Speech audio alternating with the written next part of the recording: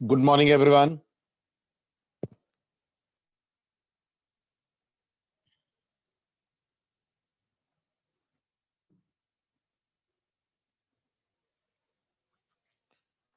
चलिए, असाइनमेंट हो गया आपका।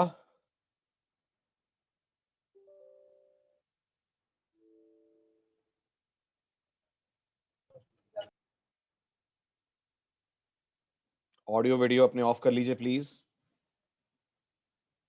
ऑडियो वीडियोस ऑफ कर लें अपने प्लीज।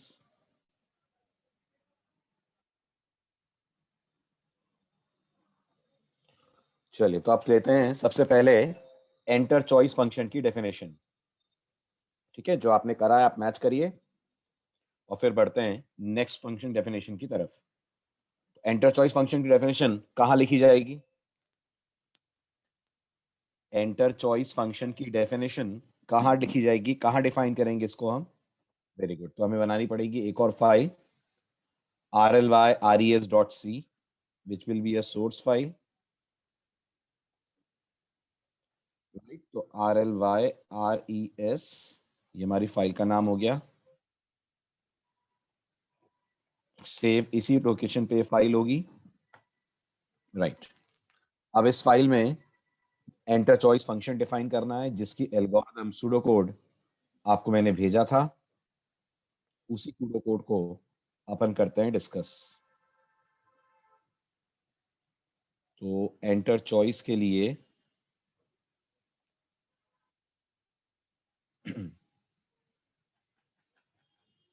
जो सूडो कोड फॉलो होगा वो ये होगा। एंटर चॉइस फंक्शन का काम है स्क्रीन की फर्स्ट रो के सेंटर पे प्रोजेक्ट का टाइटल शो करना, उसके नीचे एक लाइन ड्रॉ करना और उसके बाद ऑप्शंस की लिस्ट यूजर के सामने रखना। जो भी ऑप्शन यूजर इनमें से चूज करेगा वो ऑप्शन लेना और उस वैल्यू को रिटर्न कर देना मेन को। करेक्ट? इतना ही काम है। ठीक है, चलिए आगे बढ़ते हैं। तो अब ये करने के लिए सबसे पहले हमें कुछ हेडर फाइल्स की जरूरत पड़ेगी, राइट। फॉर एग्जाम्पल stdio.h, क्योंकि आप यहाँ पे printf वगैरह यूज करेंगे, scanf यूज करेंगे, देन conu2.h क्योंकि आप यहाँ पर टेक्स्ट कलर को भी यूज करने वाले हैं, राइट। इसके अलावा यहाँ पर अटैच करेंगे हम इसकी खुद की हेडर फाइल, क्योंकि स्ट्रक्चर्स वगैरह इस हेडर फाइल के अंदर डिक्लेयर्ड हैं और आप जब बाकी के फंक्शंस बनाएंगे तब आपको उन स्ट्रक्चर्स की भी जरूरत पड़ेगी जो RLYRES.h में आपने डिक्लेयर करे हैं। याद होगा लास्ट लेक्चर में आपने एक ट्रेन और एक पैसेंजर स्ट्रक्चर डिक्लेयर करा था। तो ये तीन हेडर फाइल्स की जरूरत यहाँ आपको है। रिटर्न टाइप फंक्शन की होगी इंटीजर, नाम हो गया इसका एंटर चॉइस।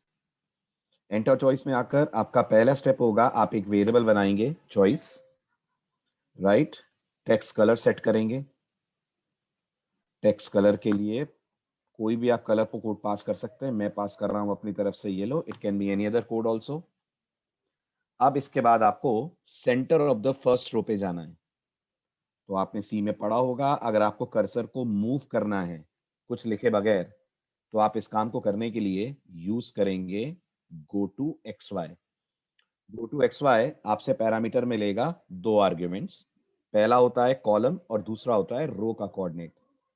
ठीक है, तो कॉलम कोऑर्डिनेट 28 और रो कोऑर्डिनेट मैंने 1 दिया। 28 मैंने इसलिए दिया क्योंकि मेरा जो टेक्स्ट है वो बड़ा है। 28 से स्टार्ट करके मेरा टेक्स्ट 50-56 के आसपास एंड होगा। नोटिस करिएगा दोनों तरफ इक्वल अमाउंट ऑफ स्पेस छूट जाएगी। ठीक है, टेक्स्ट होगा हमारा प्रिंटफ में रेलवे रिजर्वेशन सिस्टम। तो आई होप आपने भी ऐसे ही कुछ करा होगा जिन्होंने असाइनमेंट पूरा कर लिया है, राइट। हाँ, मेजरमेंट्स थोड़े बहुत आगे पीछे हो सकते हैं, 28 का आपका 26 हो सकता है, कुछ भी हो सकता है। ठीक है, तो मैंने यहाँ लिख दिया रेलवे रिजर्वेशन सिस्टम और फिर इसके नीचे एक फॉर लूप रन होगा। कितनी बार रन होगा? जितने कॉलम्स हैं उतनी बार रन होगा। मैंने लास्ट लेक्चर में आपसे कहा था कॉलम आप 80 सेट कर लीजिएगा।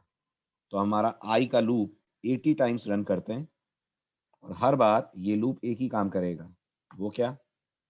वो ये कि ये डिस्प्ले करेगा।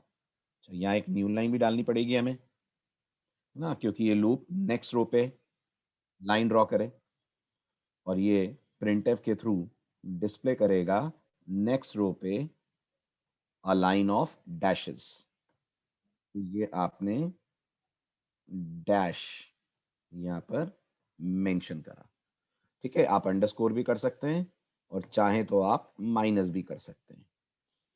ये हमारे एंटर चॉइस फंक्शन का काम।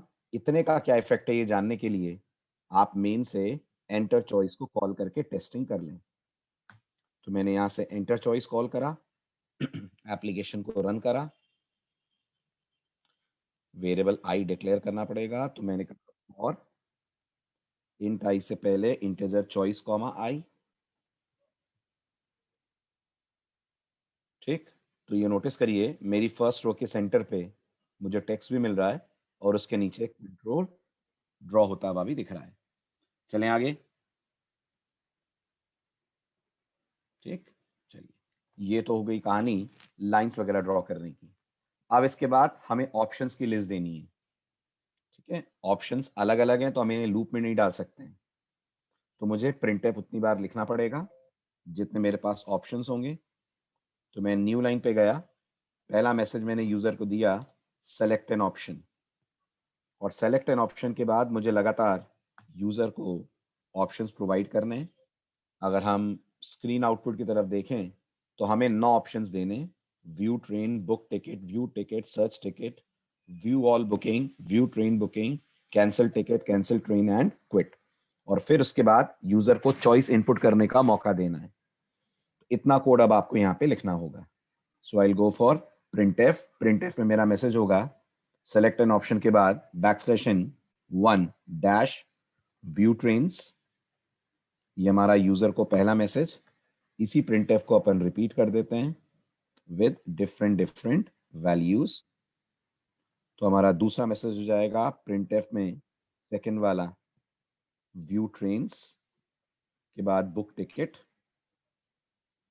ये हो गई हमारी second choice, book ticket. Similarly we'll go for third printf, जिसमें आप यूजर को कहेंगे option number 3, which in our case is view ticket.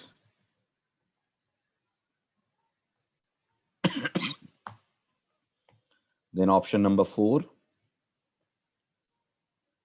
जो हमारे केस में था search ticket.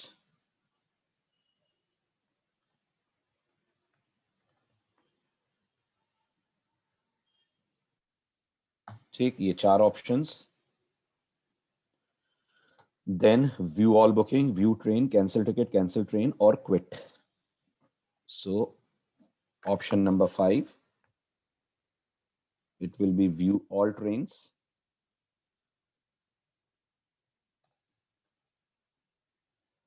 Then we will have option number 6,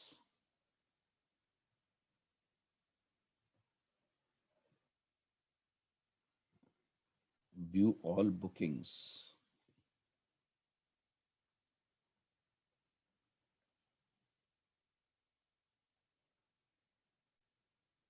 Okay, and then view train bookings,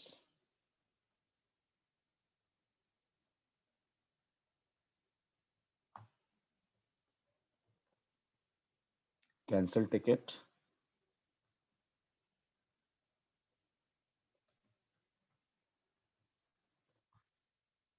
followed by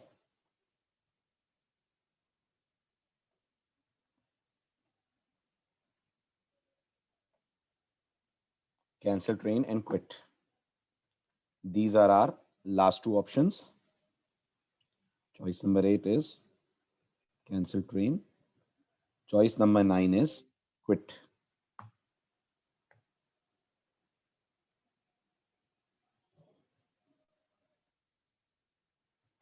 Right. ठीक है, यहां तक चलें आगे। ठीक है, अब इसके बाद आपको यूजर को चॉइस इनपुट करने के लिए बोलना है। ठीक है, स्क्रीनशॉट में थोड़ा सा गैप है क्विट के बाद और एंटर चॉइस के बीच में, तो I go for 2 new lines as per the screenshot. तो printf \n एंटर चॉइस, और जो भी यूजर आपको चॉइस देगा वो आप स्कैन करेंगे। स्कैन करके किस में रखेंगे? अपने वेरिएबल चॉइस में रखेंगे और चॉइस को यहां से करा देंगे रिटर्न। कहाँ जाएगी ये चॉइस? रिटर्न होकर, ये रिटर्न होकर वहां जाएगी जहां से कॉल आया, और कॉल इस फंक्शन का आएगा मेन से। अब थोड़ा सा ट्रिकी है इस प्रोग्राम के लिए मेन डिजाइन करना। ये हैं मेन के स्टेप्स।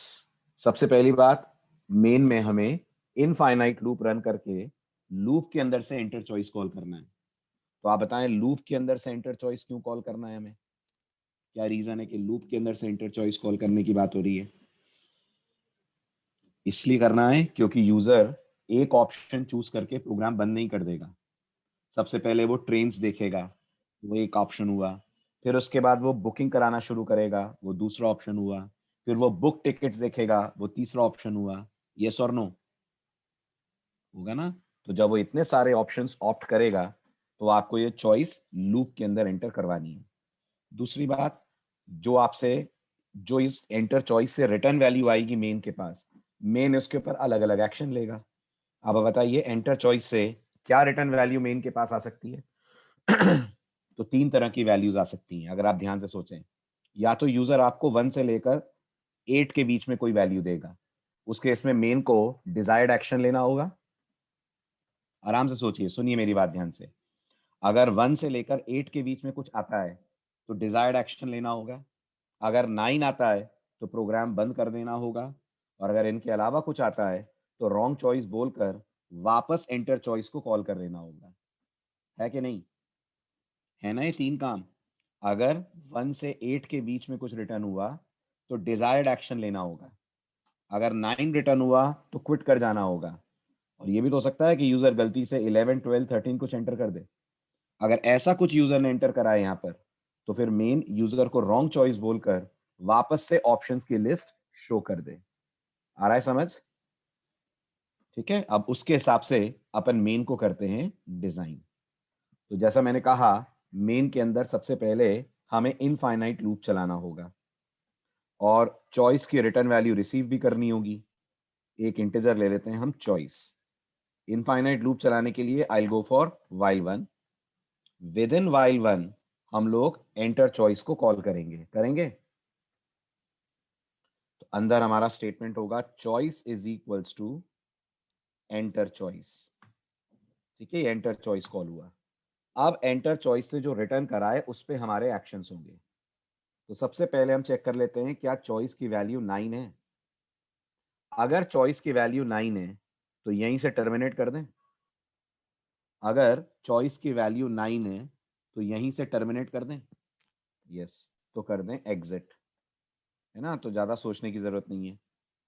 अगर चॉइस की वैल्यू 9 नहीं है तो फिर लगाते हैं एक स्विच।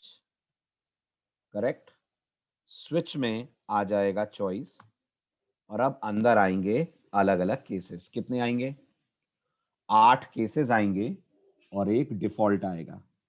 राइट? 8 केसेस में 8 एक्शंस होंगे और डिफॉल्ट में क्या होगा? डिफॉल्ट में ये मानते हुए कोड लिखा जाएगा कि यूजर ने चॉइस गलत दी है। तो हम इन 8 केसेस के बनेंगे, स्विच के अंदर 8 केसेस के रिप्रेजेंटेटिव्स। ठीक है, या मैं कमेंट्स में फंक्शन कॉल्स लिख रहा हूं, जो जो फंक्शन कॉल्स यहां होने हैं।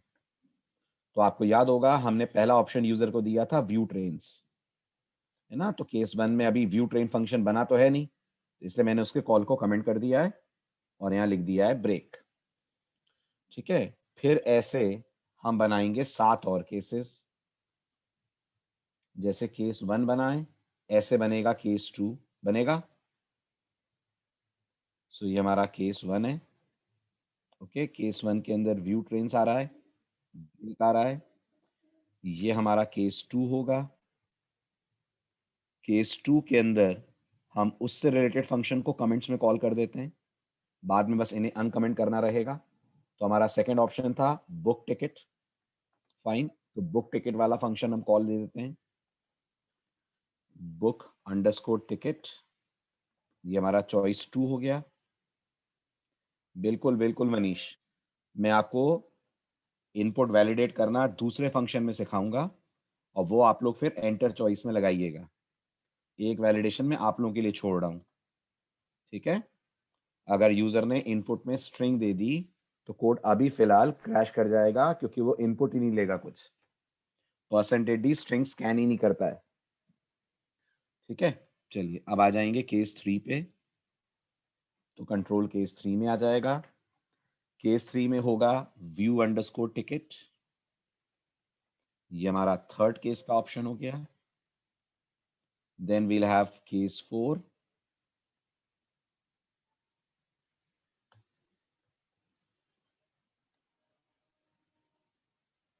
केस 4 के अंदर हमारा ऑप्शन हो जाएगा get underscore ticket underscore number. ये फंक्शन आगे हम लोग बनाने वाले हैं। देन होगा हमारे पास केस 5। केस 5 हमारे ऑप्शंस में था व्यू ऑल बुकिंग, फिर view train booking. So in case 5, we'll call a function called view underscore all underscore bookings. Then we'll go for view train bookings. Case 5, this will be.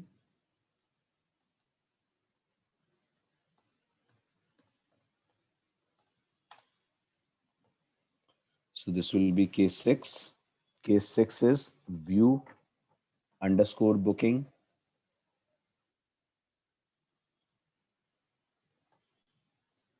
Then there will be case 7. Case 7 is for canceling the ticket. So cancel underscore ticket. And then we'll have cancel underscore train. Case 9 भी लगा सकते हैं, कोई issue नहीं है, but problem ये है case 9 पे मुझे आगे कुछ करना नहीं है ना, इसलिए मैंने उसको स्विच से बाहर रखा है। चॉइस आपकी है, कोई दिक्कत नहीं है। आप केस 9 भी यहाँ लेकर इफ बिल्कुल हटा सकते हैं, कोई इशू नहीं है। कैंसिल, ठीक है, ये हो गया कैंसिल अंडरस्कोर ट्रेन। ये हो जाएगा हमारा कैंसिल अंडरस्कोर लास्ट वाला ट्रेन। ऊपर था कैंसिल टिकट। ठीक है, अब ये बताइए डिफॉल्ट में क्या आएगा। ये तो सातों फंक्शंस अपन ने कॉल करके दिखा दिए, 8 functions. What will be the code for default. Default के लिए भी सूडो कोड में कुछ लिखा है। स्टेप नंबर 5 पढ़िए। अगर चॉइस गलत है तो आपको एक मैसेज देना है, रॉन्ग चॉइस ट्राई अगेन। ठीक है, ये मैसेज का कलर रेड होना चाहिए, लाइट रेड, और वापस से ऑप्शंस वाली स्क्रीन आ जानी चाहिए। How to go for this. So for this will go for default. Default में आप लिखेंगे सबसे पहले टेक्स्ट कलर। कलर चेंज करना है ना, इस समय कलर क्या सेट है, इस समय कलर सेट है येलो, क्योंकि एंटर चॉइस से आप आए होंगे, वहां येलो सेट होगा, तो थ्रू आउट अभी येलो ही चलेगा। उसको चेंज करने के लिए will go for light red. Okay, light red के बाद प्रिंट एफ में आप यूजर को बोलेंगे रॉन्ग चॉइस, ये आपका message, followed by try again. ठीक है, इसके बाद कोड पॉज होना चाहिए ताकि यूजर ये देख पाए। So this will be done using getch। और हम चाहते हैं वो जो ऑप्शंस की लिस्ट है वो स्क्रीन पे आ रही होगी। ये जो ऑप्शंस की लिस्ट है ये स्क्रीन पे आ रही होगी, ये लिस्ट आ रही होगी, तो इसको हटना चाहिए ना, वरना लिस्ट 2 बार दिखने लगेगी यूजर को। तो CRR SCR आया समझ, क्लियर हुआ इतना। चलिए इतने को रन करके देखते हैं। ये आपके सामने ऑप्शंस आ गए। मैं कुछ गलत ऑप्शन देता हूं, मैंने ऑप्शन 10 दिया, प्रोग्राम ने बोला रॉन्ग चॉइस ट्राई अगेन, और जैसे ही मैं एंटर स्ट्राइक करूंगा वापस मेरे सामने ऑप्शंस की लिस्ट आ जाएगी। ओके, अगर मैंने 9 दिया तो प्रोग्राम क्विट कर जाएगा, और अगर मैंने 1 और 9 के अलावा कोई करेक्ट ऑप्शन दे दिया जैसे कि 1, तो प्रोग्राम वैसा एक्शन लेगा, बट क्योंकि अभी फिलहाल हमने उसको कोड लिखा नहीं है तो प्रोग्राम बंद हो जाएगा। क्लियर, समझ आ रही है बात। राइट, चलूं आगे। केस 6 में व्यू अंडरस्कोर बुकिंग है। जो पर्टिकुलर ट्रेन की बुकिंग्स दिखाएगा। ठीक है, चलें आगे, यहां तक क्लियर सबको? गुड। अब आता है नेक्स्ट मेजर पार्ट। ठीक है, तो आपने थोड़ा बहुत यूआई तो डिजाइन कर लिया, अब हम कोडिंग वाले पार्ट पे चलते हैं। अब मुझे बताइए, अगर हमें पहला ऑप्शन दिखाना है व्यू ट्रेन्स, तो ये फाइल से ट्रेन्स पढ़ के लाएगा ना। तो अब एक फाइल बननी चाहिए जो डेटाबेस की तरह काम करेगी, जिसमें ट्रेन की सारी इंफॉर्मेशन हम स्टोर करेंगे। तो फाइल कैसे बननी चाहिए, कौन सा फंक्शन बनाएगा, सूडो कोड पढ़िए, 5 मिनट आराम से पढ़ो, फिर अपन बातचीत शुरू करते हैं। पढ़ो आप अच्छे से।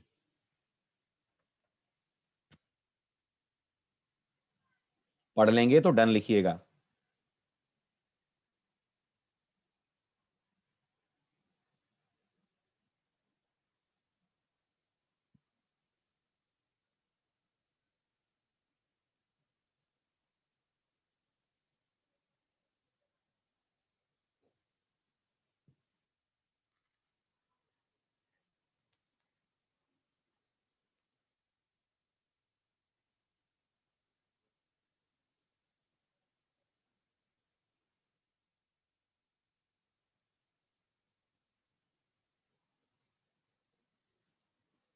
पढ़ लिया?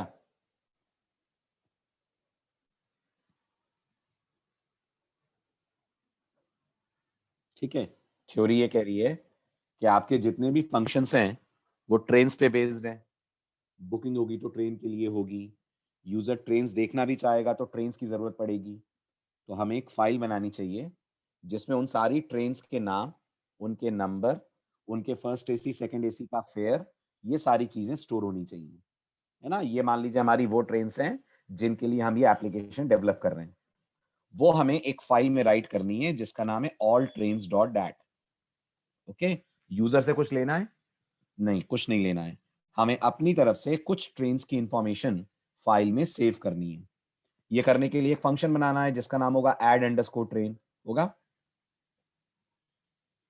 है ना, अब मजेदार बात ये है, ये जो फंक्शन है ये हम मेन से कॉल करेंगे। ये जो फंक्शन है ये हम लोग मेन से कॉल करेंगे, हाँ या ना? करेंगे ना? और ये फंक्शन को कॉल हम लोग चॉइस से पहले करेंगे, यस और नो? करेंगे। तो इसका मतलब इसका कॉल यहां कहीं आएगा, वाइल के ऊपर, ऐड अंडरस्कोर ट्रेन्स ऐसा कुछ कॉल आएगा, इसका आएगा ना? है ना? ठीक है। अब point two understand is this, जितनी बार ये प्रोजेक्ट रन होगा उतनी बार ये फंक्शन चलेगा।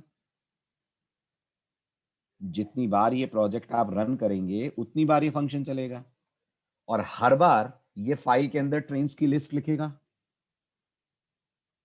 नहीं, ये नहीं होना चाहिए ना। आप ट्रेन्स की लिस्ट फाइल में हर बार लिखेंगे, मतलब अगर ये प्रोजेक्ट दिन में 10 बार रन हुआ और आपके पास 8 ट्रेन्स हैं, तो क्या 80 एंट्रीज फाइल में होनी चाहिए? नहीं ना। यही करना है अपन को, यही ट्रिक है, आज का पहला लॉजिकल चैलेंज यही है। ये फंक्शन चलेगा हर बार, लेकिन ये फंक्शन फाइल में एंट्री कब करे? सिर्फ तब जब ये पहली बार चल रहा है। आप स्टैटिक स्टैटिक के भरोसे भी नहीं रह सकते। गलत कह रहे हैं आप, गलत कह रहे हैं, गलत कह रहे हैं प्रदीप। गलत क्यों कह रहे हैं? क्योंकि स्टैटिक प्रोग्राम बंद होने के बाद तो डिस्ट्रॉय हो जाएगा ना। अगली बार जब मैं चलाऊंगा तो स्टैटिक फिर जीरो हो जाएगा। स्टैटिक तब तक अलाइव रहता है जब तक प्रोग्राम रन हो रहा है। आज क्या है, संडे है ना? आज आज संडे है ना, आज मैंने इस प्रोग्राम को रन करा, आपने स्टैटिक की मदद से आज इसको हैंडल कर लिया। लेकिन जब मैं प्रोग्राम बंद करके कल दोबारा इस प्रोग्राम को रन करूंगा, तो क्या प्रोग्राम बंद होने के बाद भी स्टैटिक वेरिएबल अपनी वैल्यू मेंटेन रखेगा? नहीं, तो हमें कुछ और सोचना पड़ेगा, कुछ ऐसा कि जो हमें अगले रन पे भी ये हिंट दे दे कि हमें फाइल के अंदर डेटा नहीं लिखना है, क्योंकि फाइल में डेटा ऑलरेडी लिखा जा चुका है। आ रही है ना बात समझ में? स्टैटिक के भरोसे ये काम नहीं होगा, इसमें लगाना पड़ेगा लॉजिक। ठीक, तो देखते हैं वो लॉजिक क्या होगा। सबसे पहले ट्रेन्स का एक एरे बना लेते हैं और इस फंक्शन को डिक्लेयर कर लेते हैं। 5 मिनट का टाइम मैं आपको दे रहा हूं, सोचो आप तब तक क्या लॉजिक लगा सकते हैं। नहीं सोच पाए तो फिर मैं बताता हूं। तो अब जैसा कि सूडो कोड कह रहा है, हमें एक नया फंक्शन डिक्लेयर करना पड़ेगा, ऐड अंडरस्कोर ट्रेन। कहां जाकर? कहां जाकर? हमारे डॉट एच में। डॉट एच में डिक्लेयर्ड है क्या ये? ऐड अंडरस्कोर ट्रेन है, राइट। तो ऐड अंडरस्कोर ट्रेन, इसको अब हमें करना है डिफाइन इस वाली डॉट सी में आकर। तो यहां हम लोग लिखते हैं वॉइड ऐड अंडरस्कोर ट्रेन्स। ठीक, इसमें मैं एक एरे बना लेता हूं। किसका एरे बनेगा? किसका एरे बनेगा? स्ट्रक्चर का एरे बनेगा। कौन से स्ट्रक्चर का एरे? ट्रेन स्ट्रक्चर का एरे। और कुछ रैंडम एंट्रीज उसके अंदर मैं कर लेता हूं। ठीक है, तब तक आप लोग सोचना। तो मेरे पास डॉक्यूमेंटेशन में एरे बना हुआ है। आई गो फॉर दिस एरे। ये कर लिया मैंने, इसको कॉपी, और यहां कर दिया मैंने इस एरे को पेस्ट। ये आ गया हमारे पास ट्रेन्स का एरे।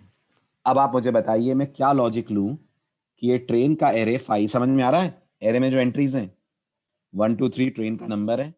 ये भोपाल से ग्वालियर चलती है। इसके फर्स्ट एसी का फेयर 2100 है। इसके सेकंड एसी का फेयर 1500 है। 5 4 6 फिर एक और ट्रेन है, वो भोपाल से दिल्ली चलती है। फर्स्ट एसी का फेयर 3500 है। सेकंड एसी का फेयर 2240 है, एंड सो ऑन। ठीक है, इसमें आप जितनी चाहे उतनी एंट्रीज बढ़ा सकते हैं। ठीक है, चलें आगे।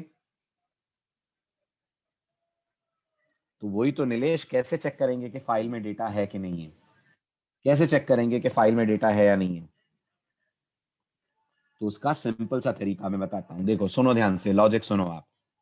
लॉजिक ये है कि हम फाइल को सबसे पहले आर मोड में खोलें, मतलब कि आरबी में खोलें। सुनना ध्यान से। अगर हम फाइल को आरबी मोड में खोलते हैं, अगर हम फाइल को आरबी मोड में खोलते हैं, तो मुझे बताइए फाइल होगी तो ही खुलेगी ना। अगर नहीं होगी तो नल आ जाएगा। सोचो, ध्यान से सोचो लॉजिक। तो मैं अगर ये स्टेटमेंट लिखूं, file pointer F P is equals to F open. ठीक है, बनानी कहाँ है फाइल? बनानी है मुझे अपने प्रोजेक्ट फोल्डर के अंदर। ओके, तो मैंने, मान लीजिए ई ड्राइव में प्रोजेक्ट का फोल्डर और बना देता हूं मैं। सो लेट्स से मेरे पास ये एक फाइल फोल्डर है, माय प्रोजेक्ट करके एक फोल्डर बना रहा हूं मैं। इसमें हम हमारी सारी फाइल्स रखेंगे, माय प्रोजेक्ट। ठीक है, फोल्डर सी बना नहीं पाएगी, इसलिए फोल्डर मुझे अलग से बनाना पड़ा। अब यहां कर मैं कहूंगा E:\\, my project _, all trains dot DAT, comma RB. ठीक है, मैं जानबूझ के फाइल को आरबी में खोल रहा हूं। आप सोचिए, जब ये लाइन पहली बार रन होगी, राइट, तो फाइल ओपन नहीं हो पाएगी। सही कह रहा हूं? क्योंकि फाइल होगी ही नहीं, ओपन कहां से होगी? तो मैं एक इफ लगाऊंगा इसके बाद, और चेक करूंगा क्या फाइल नल आई है। अगर एफपी में नल आया है, इसका मतलब ये फाइल नहीं है, राइट। अगर ये फाइल नहीं है, तो अब मैं इसे दोबारा ओपन कर सकता हूं WV के साथ। जल्दी जल्दी बोलिए यस और नो। ठीक है, ये मत सोचिएगा सर आप फाइल दो बार क्यों खोल रहे हैं। पहली बार खुली नहीं होगी फाइल, दो बार नहीं, वो खुलेगी एक ही बार। बट सोचिए, जब ये कोड फर्स्ट टाइम चलेगा, तो फाइल ओपन हो ही नहीं पाएगी और एफपी में नल आएगा। अगर एफपी में नल आएगा, तो ये इफ ट्रू हो जाएगा और हम फाइल को डब्ल्यूबी में खोल दें। खोल दें, राइट, फाइल डब्ल्यूबी में खुल गई। फाइन, फाइल डब्ल्यूबी में अगर खुल गई, तो अब हम इसके अंदर डेटा राइट कर दें। कैसे राइट करेंगे? फटाफट मुझे वो स्टेटमेंट लिख के दीजिए जो इस एरे को फाइल में राइट करेगा। Everyone write down that statement जो इस एरे को फाइल में राइट करेगा। चैट विंडो में अपना अपना आंसर दीजिए। इस एरे ऑफ स्ट्रक्चर को फाइल में राइट करना है। स्टेटमेंट लिख के बताइए चैट विंडो में क्या होगा।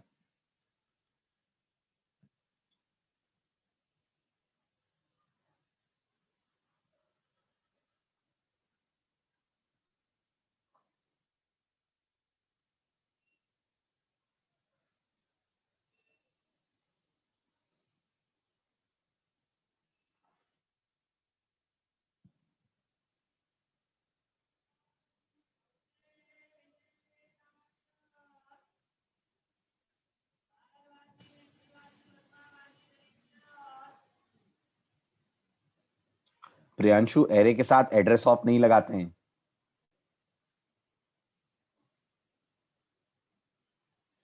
निखिल एरे का नाम है ऑल ट्रेन्स, उसके साथ एड्रेस ऑफ नहीं लगाते हैं।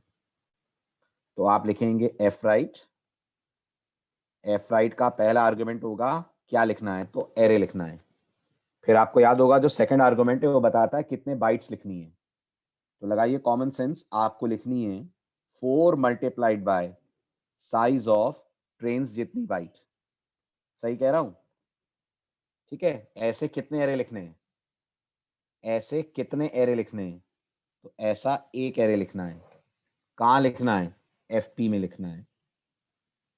ये हो गया आपका एफ राइट। यहां एक प्रिंटफ डाल दें, राइट। प्रिंटफ में हम मैसेज दे देते हैं फाइल क्रिएटेड एंड सेव्ड। ये हमारे लिए, ताकि हमें पता चले फाइल क्रिएट हुई है नहीं हुई है, क्या हुआ है। ठीक है, अब ये मैसेज कितनी बार आना चाहिए, ये मैसेज प्रोग्राम के सिर्फ पहले रन पे आना चाहिए, दोबारा नहीं आना चाहिए ये मैसेज। ओके, और एल्स में जाकर हम ये कह सकते हैं ना, फाइल ऑलरेडी प्रेजेंट, कह सकते हैं। ये सिर्फ हमारे सेटिस्फैक्शन के लिए है, बाकी इन प्रिंटफ्स की एक्चुअल में हमें कोई जरूरत नहीं है, ये हटा देंगे अपन। File already present, right. ठीक है, और लास्ट में फाइल को क्लोज तो करना होगा एट एनी कॉस्ट। ठीक है, चलाएं अब इस कोड को, यहां इसको कर देते हैं अनकमेंट, तो अब हमें इस कोड की वर्किंग समझ में आएगी। ठीक है, एफ क्लोज लास्ट में करा है, एफ क्लोज कर दिया है मैंने एफपी को, चाहे फाइल इधर से खुले चाहे फाइल यहां से खुले, अल्टीमेटली बंद तो होगी ना। ओके, चलिए, तो ये कोड रन हुआ हमारा। फाइल का FILE कैपिटल होता है, मैंने गलती से स्मॉल कर दिया, रन करा मैंने। देखिए ऊपर लेफ्ट हैंड साइड पे लिखा हुआ आ रहा है फाइल क्रिएटेड एंड सेव्ड। क्यों आ रहा है, क्योंकि ये प्रोग्राम पहली बार रन हुआ है। ठीक है, अब मैं इसको क्विट करता हूं। अब जब मैं दोबारा रन करूंगा तो फाइल क्रिएटेड एंड सेव नहीं आना चाहिए। अब आप जब भी इसको रन करेंगे आएगा फाइल ऑलरेडी प्रेजेंट। समझ आई बात मेरी, पॉइंट क्लियर है? अच्छा, अगर जाकर मैं इस फाइल को डिलीट कर दूं अगर मैं माय प्रोजेक्ट में जाकर इस फाइल को डिलीट कर दूं तो कोई बात नहीं, फिर बनेगी, बननी चाहिए ना। अगर ये फाइल किसी ने डिलीट कर दी तो फिर बन जाएगी, हमारा सॉफ्टवेयर क्रैश नहीं होगा। ठीक है, अब हम फिर रन करते हैं, फिजिकली फाइल डिलीट करने के बाद तो ये फिर क्रिएट करेगा। ठीक है, लॉजिक काम कर गया। और भी बहुत सारे लॉजिक हो सकते हैं। ठीक है, आप ये भी कर सकते थे कि फाइल को खोलें आरबी मोड में और उसकी साइज चेक कर लें। हाँ बिल्कुल बिल्कुल, लेकिन फिर आपको आरबी में खोलना पड़ता, फिर भी तो डब्ल्यूबी में खोलते आप, फिर भी तो आप डब्ल्यूबी में खोलते। सोचिए, दिमाग लगाइए। अगर आप आरबी में खोलते और फाइल की साइज 0 आती, पहली बात तो फाइल बनती नहीं, पहले केस में तो आप डब्ल्यूबी में खोलोगे फाइल, डब्ल्यूबी में जब दोबारा खोलोगे तो फाइल ओवरराइट नहीं हो जाएगी क्या? कैसे पता करोगे फाइल को ओवरराइट करे बिना उसकी साइज? तो फिर कैसे करोगे बताओ? आप साइज वाला जो लॉजिक ले रहे हो कैसे लोगे? फाइल को सबसे पहले किस में खोलोगे, आरबी में खोलोगे, वो खुलेगी नहीं क्योंकि फाइल है ही नहीं, तो नल आएगा। अगर आप डब्ल्यूबी में खोलोगे तो ठीक है, फाइल खुल गई, फाइल की साइज 0 आई, आपने फाइल में डेटा लिख दिया। अगली बार जब प्रोजेक्ट रन होगा तो फिर डब्ल्यूबी में खुलेगी, डब्ल्यूबी में खुलेगी फिर ओवरराइट हो जाएगी। यस और नो? फिर अल्टीमेटली तो आपको सहारा लेना ही पड़ेगा आरबी और डब्ल्यूबी का। करेक्ट। चले आगे, टाइम कॉम्प्लेक्सिटी लूप से बढ़ती है मनीष, टाइम कॉम्प्लेक्सिटी ऐसे नहीं बढ़ती है। चलिए चले आगे, इतना हो गया, इतना पार्ट क्लियर हो गया सबको। ठीक है, तो अब हमारा मेन थोड़ा बहुत फंक्शनल हो गया है। अब हमें बनाना है पहला वाला फंक्शन, व्यू ट्रेन बनाना है। जो अवेलेबल ऑप्शंस हैं अब उनमें से हम पहला ऑप्शन एक्सरसाइज करेंगे, यानी यूजर ने अगर 1 दिया तो ट्रेन्स की लिस्ट दिखनी चाहिए। यस और नो? 8 - printf में लिखकर 8 टाइम्स लिख सकते हैं, हाँ हाँ, जैसे भी आपको करना हो। टोटल आपको 80 डैशेस लाने हैं, वो आप कैसे भी ले आए। ठीक, चलें आगे। तो अब है हमारा अगला टास्क आज का। अगला टास्क क्या है? अगला टास्क ये है, ध्यान से देखिए। View underscore train function define करना है। ये व्यू अंडरस्कोर ट्रेन फंक्शन के लिए स्टेप्स हैं। ठीक है, हर ट्रेन से रिलेटेड 6 इंफॉर्मेशन है जो हमें दिखानी है यूजर को। क्या क्या इंफॉर्मेशन है? ट्रेन का नंबर है, ट्रेन कहां से चलती है, कहां तक जाती है, फर्स्ट एसी का फेयर, सेकंड एसी का फेयर, 5 इंफॉर्मेशन। तो नोटिस करिए, हमें यहाँ पर 5 कॉलम टाइटल्स देने देने ये 5 होगा 6 की जगह, राइट। 5 कॉलम टाइटल देने फर्स्ट रो के अंदर, फिर नीचे डैशेस की लाइन ड्रॉ करनी है, फिर फाइल को ओपन करना है बाइनरी मोड में, और इस बार रीड करना है, और ऐसे रीड करना है कि डेटा फाइल से आकर स्क्रीन पे इस तरह से शो हो जाए। लिख सकते हैं कोड? जल्दी जल्दी बोलिए, कैन वी राइट डाउन? चलिए, तो आ जाइए व्यू ट्रेन में। व्यू ट्रेन भी हमने डिक्लेयर कर ही दिया है। ये रहा व्यू ट्रेन्स, हमारा third function. Now let's design the definition of this function. तो ये हो जाएगा void view underscore trains। ठीक है, सबसे पहले लूप चलाने के लिए एक इंटीजर i लगेगा। ठीक, और फिर हमें ध्यान से देखिए, ये कॉलम्स प्रिंट कराने होंगे via printf। Train number from to first AC second AC, तो इसका एक printf डाल देते हैं। फर्स्ट रो पे ही होगा ये कॉलम फर्स्ट रो पे ही आ रहे हैं ना, तो कोई न्यू लाइन नहीं देनी है। ट्रेन नंबर दिया मैंने, ट्रेन नंबर के बाद बैकस्लैश टी, फ्रॉम दिया मैंने, फिर एक बैकस्लैश टी, फिर टू आएगा, फिर एक बैकस्लैश टी, फिर आएगा फर्स्ट एसी, फिर देना पड़ेगा मुझे फर्स्ट एसी फेयर, फिर देना होगा बैकस्लैश टी, फिर आएगा सेकंड एसी फेयर, फिर देना होगा बैकस्लैश एन। राइट, हो गए ये हमारे 5 कॉलम्स। इसके बाद हमें चाहिएगा फॉर लूप। फॉर लूप यही वाला कॉपी पेस्ट कर लें जो एंटर चॉइस में लगाया था, तो ये वाला कॉपी पेस्ट कर लेते हैं। डैशेस यहाँ भी हमें ड्रॉ करने हैं, तो डैशेस ड्रॉ हो गए। ठीक है, अब हमें फाइल ओपन करनी है। फाइल से एक एक रिकॉर्ड उठाना है और हमें यहाँ पर उसे डिस्प्ले करना है। फाइल ओपन मैं कर रहा हूँ। ठीक है, किस मोड में ओपन होगी जल्दी बताएं? फाइल किस मोड में ओपन होगी? आरबी में। मतलब यही वाला कोड कॉपी कर लें, ये वाला काम आ जाएगा?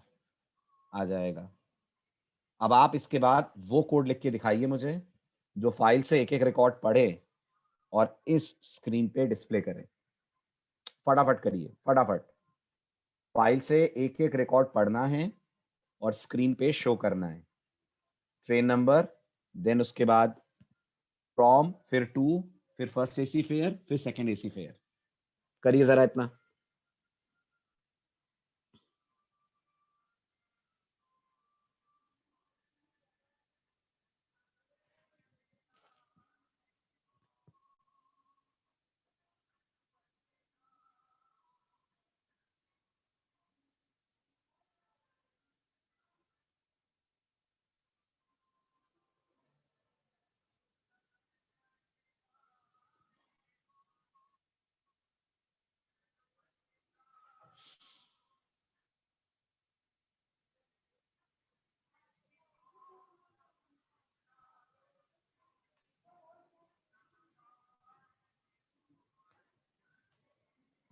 उमंग वाइल लगेगा ना, बिना लूप के कैसे पढ़ेंगे?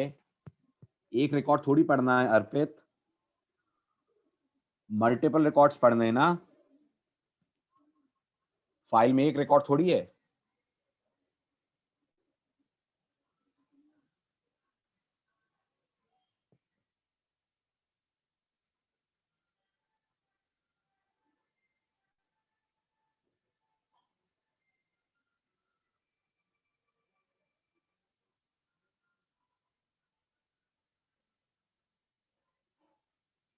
Exactly exactly. तो सबसे पहला स्टेप हमारा होगा while F read. Right, F read कितने आर्गुमेंट लेता है? Everyone please respond. F read कितने आर्गुमेंट लेता है? 4। पहला आर्गुमेंट क्या होता है? पहला आर्गुमेंट क्या होता है? पहला आर्गुमेंट उस वेरिएबल का नाम जिसमें आपको इनपुट लेना है। तो फिर हमें ट्रेन का एक वेरिएबल भी बनाना पड़ेगा, ट्रेन स्ट्रक्चर का। तो मैंने ट्रेन स्ट्रक्चर का वेरिएबल बनाया टीआर। तो पहला आर्गुमेंट एड्रेस ऑफ टीआर, दूसरा आर्गुमेंट कितनी बाइट्स पढ़नी है फाइल से एक बार में। तो मैंने कहा साइज ऑफ टीआर जितनी पढ़नी है, राइट। ऐसे कितने रिकॉर्ड पढ़ने हैं एक बार में? एक रिकॉर्ड पढ़ना है। कहां से पढ़ना है? एफपी से पढ़ना है। कैसे पता चलेगा फाइल का एंड आ गया है? कैसे पता चलेगा फाइल का एंड आ गया है? Very good. F read and आने पर आपको कोई भी वैल्यू देगा other than this third argument 1। तो हम अपना लूप तब तक चला दें जब तक हमें 1 मिल रहा है। यस नमन, एफ से भी कर सकते थे, बिल्कुल कर सकते हैं। अब लूप के अंदर लगेगा एक प्रिंटफ। प्रिंटफ में will go for a backslash N. Backslash N में परसेंटेज एस आएगा, क्योंकि ट्रेन का नंबर स्ट्रिंग था। रिकॉल करिए, ये जो ट्रेन स्ट्रक्चर है इसमें ट्रेन नंबर कैरेक्टर एरे है ना, तो परसेंटेज एस आएगा उसको प्रिंट करने के लिए। फिर इसके बाद बैकस्लैश टी, बैकस्लैश टी। ये बैकस्लैश टी कितने लगेंगे ये आपको ट्राई करके देखना पड़ेगा, कितने पे अलाइनमेंट सेट बैठ रहा है ना। मैं अपनी तरफ से बैकस्लैश टी 2 लगा रहा हूँ, आपको देखना होगा आपको कितने की जरूरत पड़ रही है। Then again percentage S. अगला परसेंटेज एस क्यों आ रहा है? क्योंकि फ्रॉम और टू ये दोनों भी स्ट्रिंग्स हैं, तो परसेंटेज एस।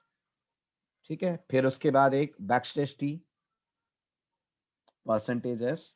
ये हमारी 3 स्ट्रिंग्स हो गई। फिर इसके बाद एक बैकस्लैश टी, परसेंटेज डी, ये फर्स्ट एसी का फेयर।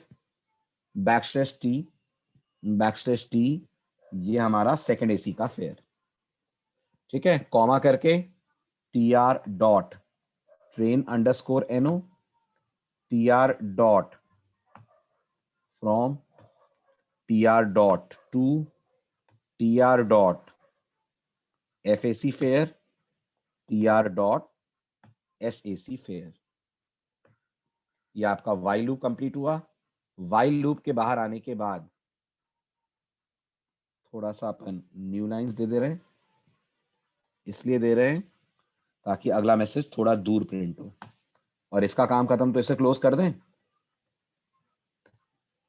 इसका काम खत्म तो इसे क्लोज कर दें। देखिए बताइए समझ आ रहा है? क्लियर है? तो मेन को करते हैं अनकमेंट, इस वाले पार्ट को, व्यू ट्रेन्स को, और यहाँ एक गेट सीएस लगा दूं, वरना ये फंक्शन चलकर बंद हो जाएगा और हमें पता भी नहीं चलेगा क्योंकि हम लूप में। गेट सीएस का फायदा ये होगा कि व्यू ट्रेन के बाद कोड आपका पॉज हो जाएगा। Okay, are you getting this? Run कीजिए। ठीक, फाइल ऑलरेडी प्रेजेंट, हमें भी चाहिए था यही मैसेज। ऑप्शन नंबर 1 सेलेक्ट करा आपने। चेक करिए, ऑप्शन नंबर 1 के बाद ये आपके सामने पूरी ट्रेन्स की लिस्ट आ रही है।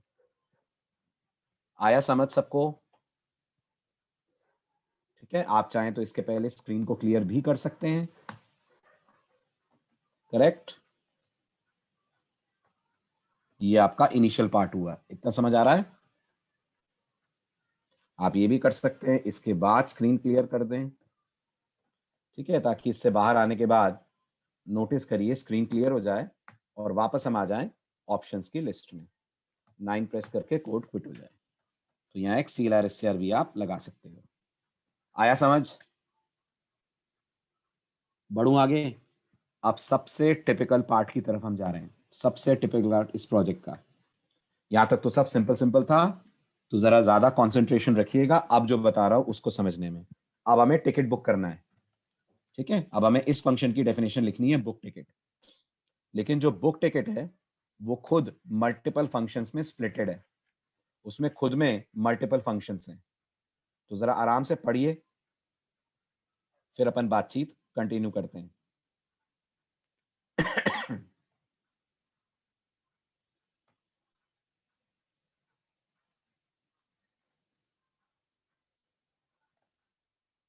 पढ़िए अच्छे से।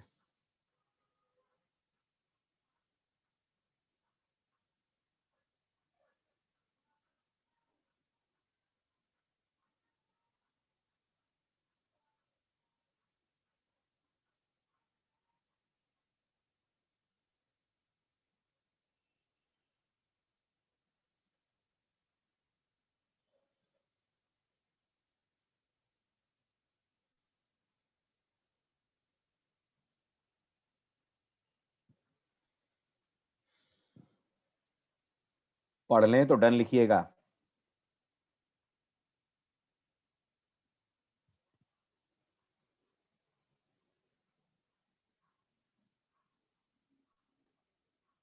पढ़ लिया?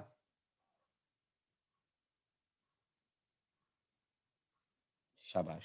अब ये फाइल, ये थ्योरी ये कह रही है कि जब आप टिकट बुक करेंगे तो टिकट बुक करना अपने आप में मल्टीपल एक्टिविटीज परफॉर्म करेगा। ठीक है, क्या क्या एक्टिविटीज हैं उनके बारे में बताया गया है। नंबर 1, टिकट बुक करने से पहले आपको पैसेंजर की डिटेल्स इनपुट लेनी होंगी। लेना होगा ना, ये पूरा इनपुट जो आपके स्ट्रक्चर में मेंबर्स हैं, पैसेंजर का नाम, gender, train number, class, right. सिर्फ इनपुट लेना होगा, बल्कि आपको इनपुट लेते वक्त वैलिडेशंस भी लगाने हैं, जो आपने सी पढ़ते वक्त कभी नहीं लगाए। आज पहली बार आप इस काम को प्रोजेक्ट में सीखना। जैसे जब आप उससे जेंडर मांगोगे, क्या ऐसा हो सकता है वो एम और एफ के अलावा कोई इंटीजर टाइप कर दे, कोई और अल्फाबेट टाइप कर दे? तो प्रोग्राम को मैसेज देना होगा इनवैलिड जेंडर, ट्राई अगेन। ठीक है, ऐसे ही जब आप उससे एज मांगेंगे, तो ऐसा हो सकता है वो कोई स्ट्रिंग टाइप कर दे, कोई नेगेटिव एज टाइप कर दे। तो ये सब चीजें हमें वैलिडेशन में लेनी है, राइट? बिल्कुल वैसे जैसे किसी स्टैंडर्ड एप्लीकेशन के अंदर होता है। वेब एप्लीकेशंस में तो वैलिडेशन बहुत कॉमन है, बट आप पहली बार ये वैलिडेशन सी में करेंगे। इन सब के अलावा एक और काम है जो आपको यहाँ नहीं दिख रहा होगा। हम यूजर को ये मौका भी देंगे कि वो बीच में इस प्रोसेस को कैंसिल कर दे। होता है जब आप बुकिंग करते हैं तो बीच में कैंसिल का बटन, नहीं करानी बुकिंग, आइडिया चेंज हो गया, दिमाग चेंज हो गया, नहीं कराना, राइट? तो हम ये भी प्रोविजन यूजर को देना चाहेंगे कि अगर वो टाइप करते करते कैंसिलेशन करना चाहे तो वो कैंसिलेशन भी कर पाए। ठीक है, ये सबसे ज्यादा नया फंक्शन अभी तक का इस प्रोजेक्ट में है, क्योंकि आपने देखा होगा अभी तक ऐसा कुछ नया नहीं कराया आपने। फाइल हैंडलिंग आपको आती ही थी, लूप आपको आता ही था, स्विच विच आते ही थे। इस बार नई चीज होगी वैलिडेशन। तो सबसे इंपॉर्टेंट है इसमें वैलिडेशन। ठीक है, अगर यूजर का इनपुट बिल्कुल परफेक्ट आता है तो हमारा इनपुट लेने वाला फंक्शन टर्मिनेट होगा, राइट? यानी इनपुट लेने फंक्शन दो ही केस में टर्मिनेट होगा, या तो यूजर प्रॉपर इनपुट दे दे, और या, जल्दी बोलो, या वेरी गुड, या वो कैंसिल कर दे। दो ही केस में वो फंक्शन बंद होगा, नहीं तो वो चलता रहेगा। अगर यूजर गलत इनपुट देता रहेगा तो वो फंक्शन यूजर से सही इनपुट मांगता रहेगा। तो या तो यूजर सही इनपुट दे दे, और या फिर उसे नहीं करना है रिजर्वेशन, बुकिंग नहीं करनी है, तो कैंसिल करके एप्लीकेशन को बंद करे। ठीक है, कैंसिल कैसे करेंगे वो मैं आपको बताऊंगा आगे। ठीक है, अब अगर इनपुट हमें प्रॉपर मिल गया, अगर हमें इनपुट प्रॉपर मिल गया, तो फिर हमारा अगला टास्क है ये चेक करना। यस, प्रोग्राम हर इनपुट को चेक करेगा। ओके प्रदीप, मैं आपको स्क्रीनशॉट्स दिखा रहा हूं, if you want to view. देखिए, मैं इनपुट के स्क्रीनशॉट्स दिखा रहा हूं आपको, कुछ ऐसे होंगे। देखिए राइट साइड पे कुछ लिखा हुआ आ रहा है, स्क्रीन पे राइट पे लिखा हुआ आ रहा है, कैंसिल करना है तो 0 प्रेस करो। सबसे पहले हम उससे उसका नाम मांगेंगे। ठीक है, अब नाम में तो हम कुछ कर नहीं सकते, नाम में तो अल्फाबेट डिजिट कुछ भी हो सकते हैं। वैसे तो अल्फाबेट्स ही होने चाहिए, बट हु नोज वो किस नाम से बुकिंग करा रहा है, हम कैसे रोकें? सचिन 1 के नाम से बुकिंग कराना चाहता है, तो मैंने उस पर कोई वैलिडेशन पे जोर नहीं दिया है। अब आती है बात जेंडर की। जेंडर में ऑप्शंस क्या है? एम या एफ। कैसा हो सकता है वो इसके अलावा कुछ टाइप कर दे? कैसा हो सकता है? हो सकता है। इमेजिन करिए उसने के टाइप कर दिया, के नहीं है ना वैलिड जेंडर। तो देखिए, प्रोग्राम को दो काम करने हैं। बिल्कुल बॉटम ऑफ द स्क्रीन पे प्रोग्राम को एरर मैसेज देना है, और जैसे यूजर एंटर स्ट्राइक करे, ये के हट जाना चाहिए और कर्सर यहीं ब्लिंक करना चाहिए। ये भी समझ आ रही है बात? पूरी स्क्रीन हमें रीडिजाइन नहीं करनी है, सिर्फ ये गलत इनपुट हटना चाहिए, ये गलत इनपुट जो उसने यहाँ पे टाइप करा हुआ है। ओके, तो ये हम करेंगे। तो नोटिस करिए वो के हट गया और कर्सर यहाँ पर वापस आ गया। ठीक है, अब यूजर ने मान लीजिए करेक्ट इनपुट दे दिया, अब आप उसे ट्रेन का नंबर मांगेंगे। ठीक है, जब वो ट्रेन का नंबर देगा, आप जब उससे ट्रेन का नंबर, वो आपके ऊपर डिपेंड करता है विकास, आपको जेंडर केस सेंसिटिव रखना है कि नहीं रखना है। ओके, जब यूजर ट्रेन का नंबर देगा, तो जो भी नंबर देगा आप वो चेक करेंगे वो आपके डेटाबेस में है कि नहीं है। वो तो यहाँ उल्टा सीधा कुछ भी नंबर टाइप कर देगा। तो कोड ट्रेन का नंबर लेने के बाद चेक करके आएगा। अगर उसने ट्रेन नंबर गलत दिया 111, ये शायद कोई ट्रेन नंबर नहीं था हमारी लिस्ट में, आपने अगर ध्यान दिया हो तो कोड बोल देगा इनवैलिड ट्रेन नंबर। और ये 111 हटना चाहिए, बस जो भी यहां वो लिखे वो हटना चाहिए, उसकी जगह वापस कर्सर आ जाना चाहिए। और इस दौरान अगर कहीं उसने 0 टाइप कर दिया तो क्या हो, कहीं उसने 0 टाइप कर दिया तो नीचे कैंसिल मैसेज आ जाए, जैसे यहाँ उसने 0 टाइप कर दिया अपने एड्रेस की जगह पर। प्रोग्राम समझ जाए यूजर कैंसिल करना चाह रहा है, टिकट बुक नहीं कराना चाह रहा है, तो प्रोग्राम अकॉर्डिंगली टर्मिनेट करे। प्रोग्राम बंद ना हो जाए, बस ये फंक्शन बंद हो जाए, वापस आ जाए मेन स्क्रीन पे। प्रोग्राम तो बंद तब हो जब वो मेन स्क्रीन पे क्विट करे। ठीक है, तो ये है सबसे बड़ा चैलेंज। लेट अस सी कितने दिन में आप ये पूरा कर पाते हैं। मैं सपोर्ट करता रहूंगा, शुरुआत में ज्यादा सपोर्ट होगा, धीरे धीरे सपोर्ट कम करता जाऊंगा मैं। ठीक है, ये था इनपुट का काम। आगे की बात भी सुन लीजिए। इनपुट लेने के बाद आपका प्रोग्राम चेक करेगा कि यूजर जिस ट्रेन में बुकिंग कराना चाहता है और उस ट्रेन में जिस क्लास में बुकिंग कराना चाहता है, फर्स्ट एसी या सेकंड एसी, उसमें सीट्स अवेलेबल हैं या नहीं है। हम ये मानकर चल रहे हैं कि हमारे पास एक ट्रेन में एक क्लास में 30 सीट हैं, राइट। तो इस लॉजिक को भी हैंडल करना पड़ेगा हमें। इसके लिए भी लॉजिक लिखना पड़ेगा कि नंबर ऑफ सीट्स काउंट हो पाए, और जैसे ही नंबर ऑफ सीट 30 से ऊपर जाएंगी, हम यूजर को बोल देंगे कि ये सीट्स फुल हो गई हैं। और अगर सब सही रहा, अगर मान लीजिए 30 सीट से कम सीट्स बुकिंग हुई है, तो फिर हम इसका टिकट बुक करके इसको टिकट नंबर इसका बता देंगे। आ रहा है समझ? ठीक है, अब ये काम अकेला बुक टिकट फंक्शन नहीं करेगा, बुक टिकट के अंदर से मल्टीपल फंक्शंस कॉल होंगे। बिल्कुल बिल्कुल नेहा, अब देखते हैं अपन ये कैसे करेंगे, वो आप लोगों को बताना है, मैं तो आपको सिर्फ रास्ता दिखा रहा हूं। देखते हैं कैसे हम काउंटिंग को हैंडल करते हैं। काउंटिंग ऐसे हैंडल होनी चाहिए कि 2 टिकट आज बुक हुए, अगर मैं कल वापस ये एप्लीकेशन चलाता हूं तो मुझे अवेलेबल सीट 28 दिखनी चाहिए। आ रहा है ना समझ? ऐसा नहीं है कि मैं आज चलाऊं तो आज ही बस आप मुझे 2 टिकट्स काउंट करके 28 बताएं, कल आप फिर बता दें कि 30 सीट्स हैं। कभी मैं सॉफ्टवेयर रन करूं, जितने टिकट आज तक बुक हो चुके हैं उतने सीट्स कैंसिल हो, माइनस हो जाएं, और अवेलेबल नंबर ऑफ सीट्स मुझे पता लग जाए। ठीक है, तो देखते हैं हम क्या कर सकते हैं। चलें आगे, फिलहाल चले आगे।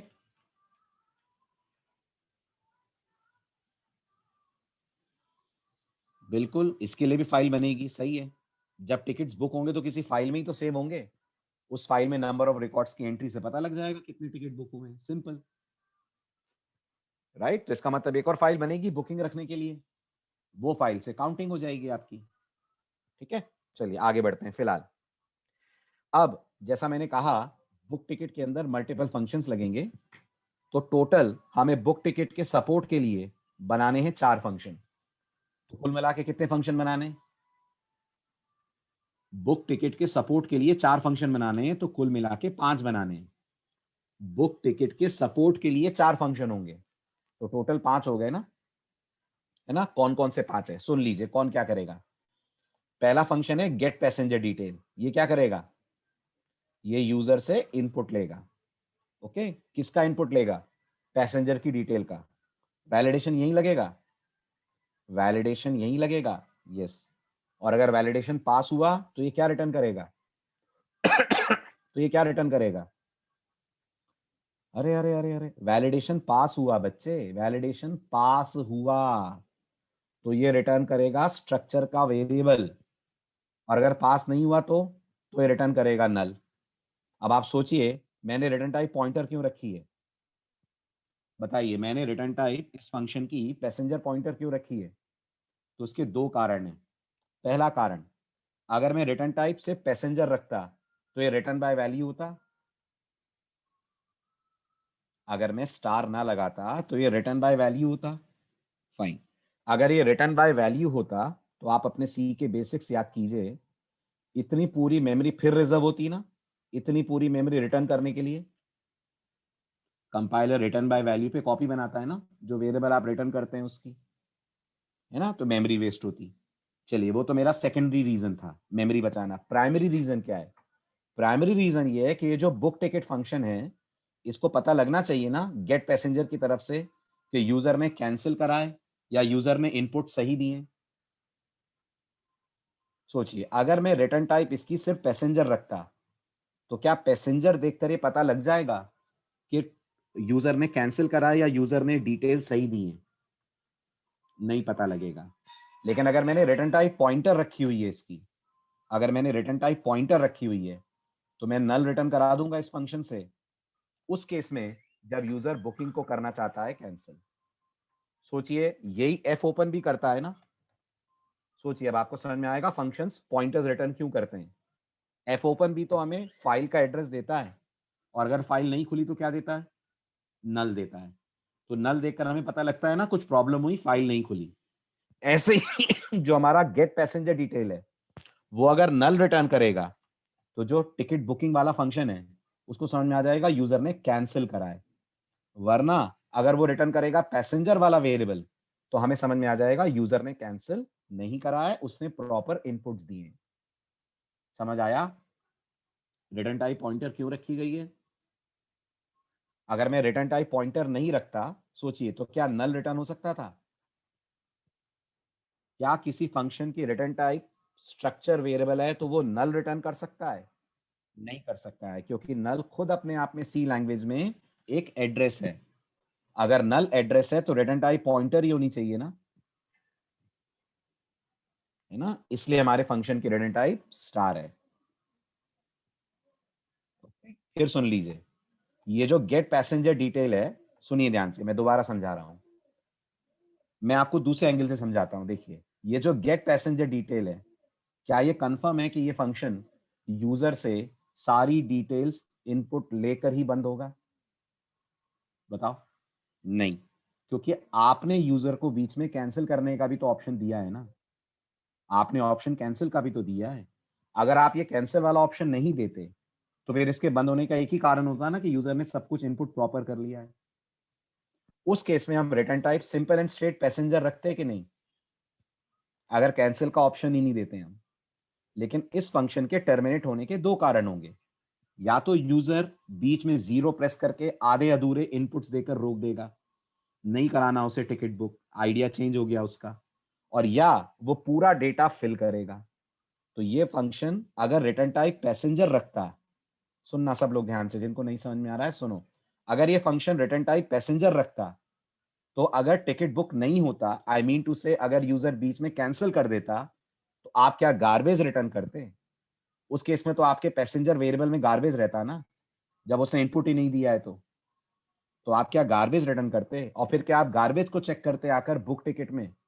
और गार्बेज चेक कैसे करते, क्या पता चलता आपको कि ये गार्बेज है और ये मीनिंगफुल वैल्यू है। तो हमें दो वैल्यूज रिटर्न करानी होगी ना, या तो पैसेंजर का वेरिएबल रिटर्न हो जाए और या नल रिटर्न हो जाए। अब नल कैसे रिटर्न करेंगे, उसके लिए रिटर्न टाइप रखनी पड़ी हमें स्टार।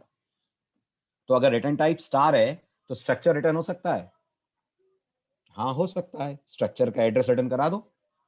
और अगर रिटर्न टाइप स्टार है तो नल भी रिटर्न हो जाएगा, यस और नो। इसलिए हमने किसे पसंद करा, रिटर्न बाय वैल्यू कि रिटर्न बाय रेफरेंस। हमने पसंद करा रिटर्न बाय रेफरेंस को। समझ आया, पॉइंट क्लियर हुआ, राइट। चलूं आगे।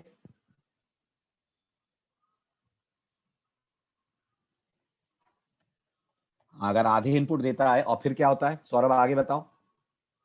आधे इनपुट के बाद क्या होता है, बाकी के इनपुट नहीं देना चाहता है तो क्या होगा, कोड आगे कैसे बढ़ेगा। नहीं होगा ना बेटा, समझो। आधे इनपुट का क्या मतलब है, मुझे आधे इनपुट का मतलब समझाओ सौरभ। चलो इसका एक रियल वर्ल्ड टेस्ट लेते हैं अपन। आधा इनपुट मतलब नाम देगा, बताओ। नाम देगा, ठीक है ना, ओके। फिर उसके बाद जेंडर देगा, देगा, ठीक है। फिर उसके बाद ट्रेन नंबर देगा। चलो यहां उसने जीरो दे दिया। अगर उसने यहां जीरो दे दिया तो ये फंक्शन क्या रिटर्न करेगा, ये फंक्शन क्या रिटर्न करेगा, अगर आपको थ्योरी क्लियर है तो नल रिटर्न करेगा। अगर ये नल रिटर्न करेगा तो जो हमारा बुकिंग वाला फंक्शन है बुक टिकट, वो फाइल में कुछ राइट करेगा ही क्यों। वो समझ में आ जाएगा ना कि यूजर ने इनपुट नहीं दिया है, तो हम क्यों लिखेंगे आधा अधूरा, क्यों करेंगे आधी अधूरी इंफॉर्मेशन फाइल में राइट। अगर मैं तो कह रहा हूं हम यूजर से कितने इनपुट ले रहे हैं जरा बताना, हम यूजर से कितने इनपुट्स ले रहे हैं? 1 2 3 4 5 6 7। ये 8वां तो हम ही जनरेट करेंगे ना, टिकट नंबर। 7 इनपुट ले रहे हैं ना हम यूजर से। इन 7 इनपुट में उसने 6 दिए और एक नहीं दिया। 6 इनपुट दिए और एक अच्छा नहीं दिया का मतलब समझ रहे हैं? नहीं दिया का मतलब ये नहीं है चुपचाप बैठ गया यूजर। अगर वो चुपचाप बैठा रहेगा तो प्रोग्राम भी चुपचाप बैठा रहेगा। नहीं दिया का मतलब उसने 0 टाइप कर दिया। ये है नहीं दिया। तो अगर उसने 0 टाइप कर दिया तो फंक्शन क्या रिटर्न करेगा? तो फंक्शन नल रिटर्न करेगा।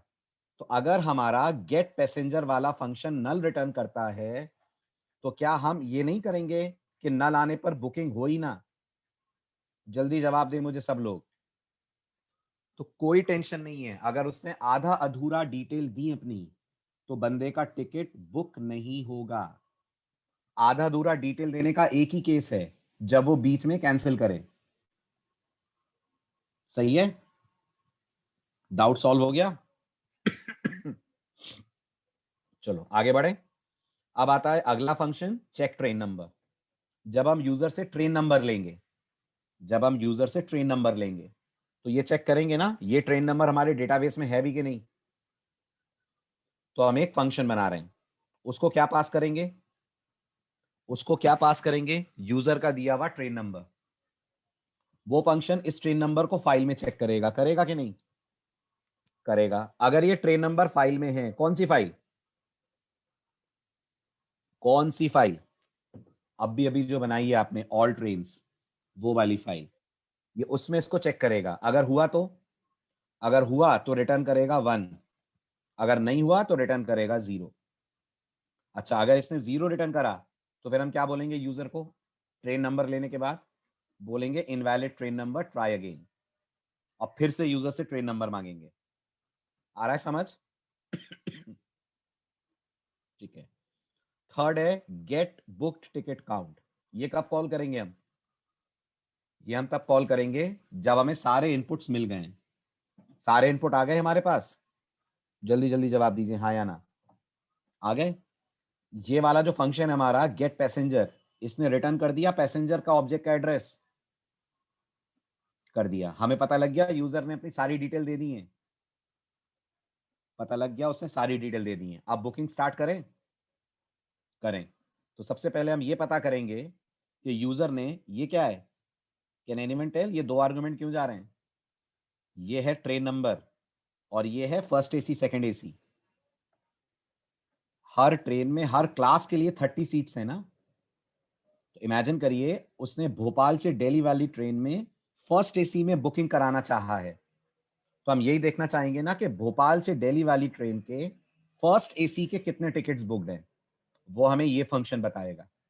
कहां से बताएगा? इसको कैसे पता लगेगा भोपाल से दिल्ली के कितने टिकट बुक हुए फर्स्ट एसी के? फाइल से। जब बुकिंग होगी तो फाइल में एंट्री होगी। राइट? ठीक है। ये हमें रिटर्न करेगा एक इंटीजर।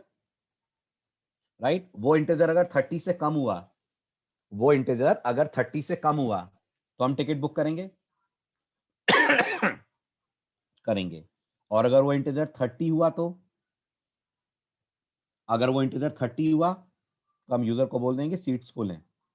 और अगर 30 से ज्यादा हुआ तो, अगर वो इंटीजर 30 से ज्यादा हुआ तो, अगर वो इंटीजर 30 से ज्यादा हुआ तो, शाबाश अदनान, वेरी गुड।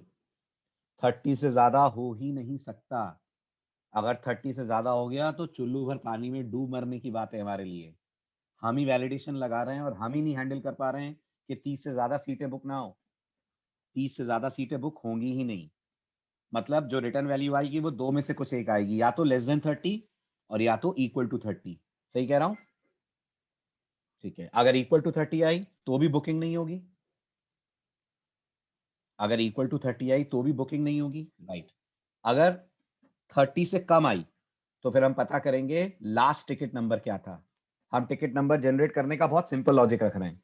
जो लास्ट टिकट नंबर था उसमें +1 करके इस बंदे का टिकट नंबर जनरेट कर देंगे। राइट? आया समझ? ये हमारा लॉजिक है।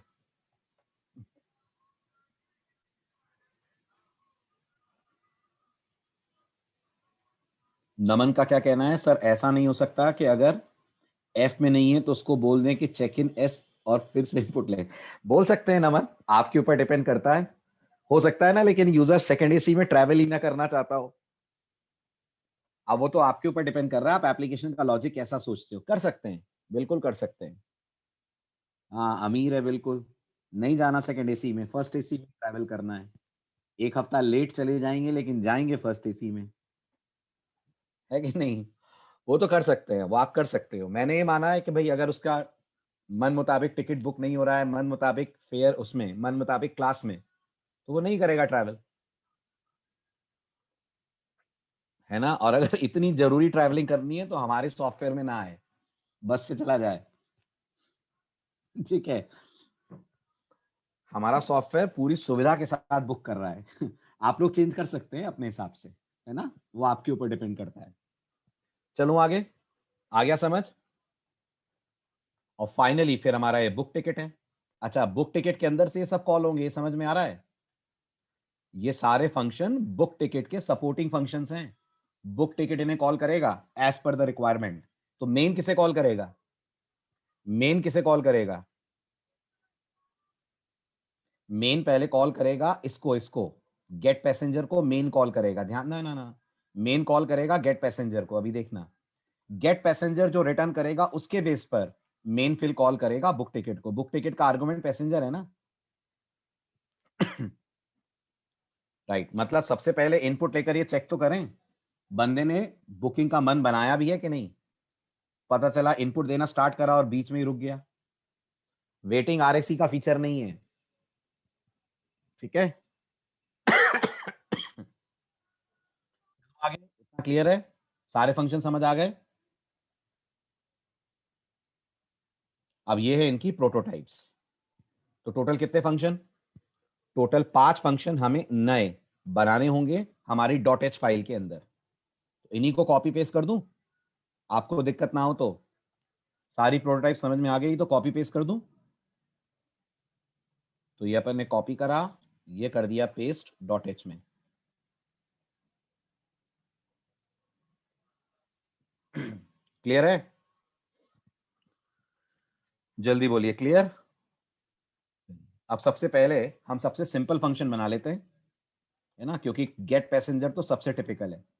तो सबसे सिंपल बना लेते हैं, चेक ट्रेन नंबर।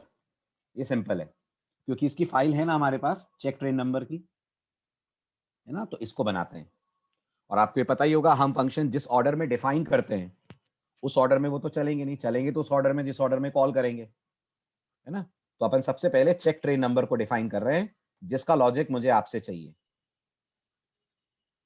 ठीक, ये है चेक ट्रेन नंबर को क्या करना है। अगर लॉजिक नहीं बना पा रहे हो तो मैं सूडो कोड दिखाऊं? सूडो कोड दिखाऊं? पहले 5 मिनट बिना सूडो कोड के ट्राई करो आप।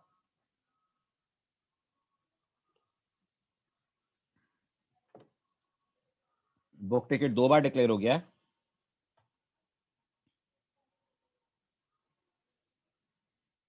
हाँ, कोई बात नहीं, ठीक है, हटा देता हूं यहां से। चलिए ठीक है, अब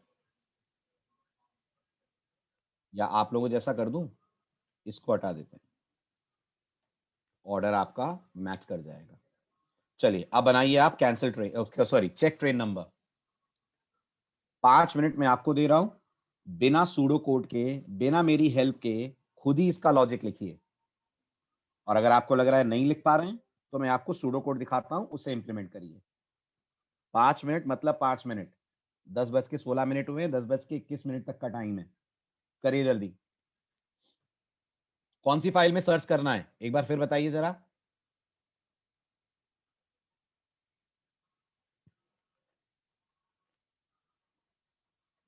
ऑल ट्रेन्स डॉट डैट में करिए, करिए फटाफट।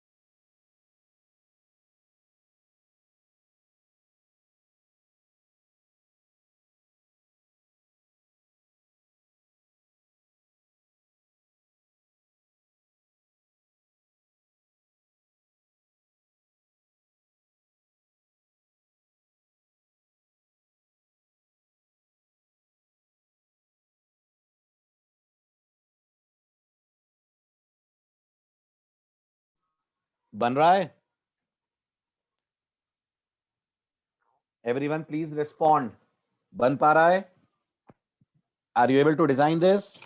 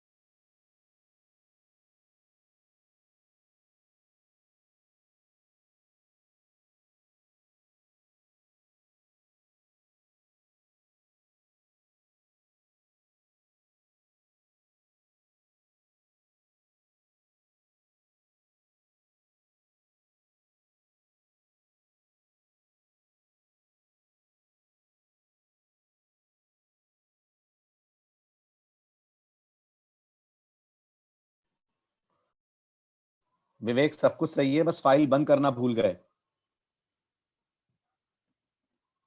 सब कुछ सही है, बस फाइल बंद करना भूल गए आप। फाइल खुली रह जाएगी इस फंक्शन के खत्म होने पर। और रिटर्न 1 के पहले भी तो एफ क्लोज आएगा ना। अगर लूप के अंदर से रिटर्न कर गए तब भी तो फाइल बंद होनी चाहिए। बाकी सब सही है, परफेक्ट।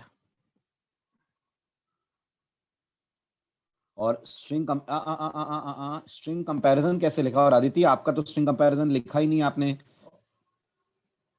हाँ विवेक ठीक है, आपने नॉट लगाया है। आदित्य अपने पास ट्रेन नंबर कैरेक्टर के एरे के फॉर्म में, क्या सी लैंग्वेज में एरे को डबल इक्वल टू से कंपेयर करा जा सकता है? क्या सी लैंग्वेज दो स्ट्रिंग्स को डबल इक्वल टू से कंपेयर करने देती है पाइथन की तरह?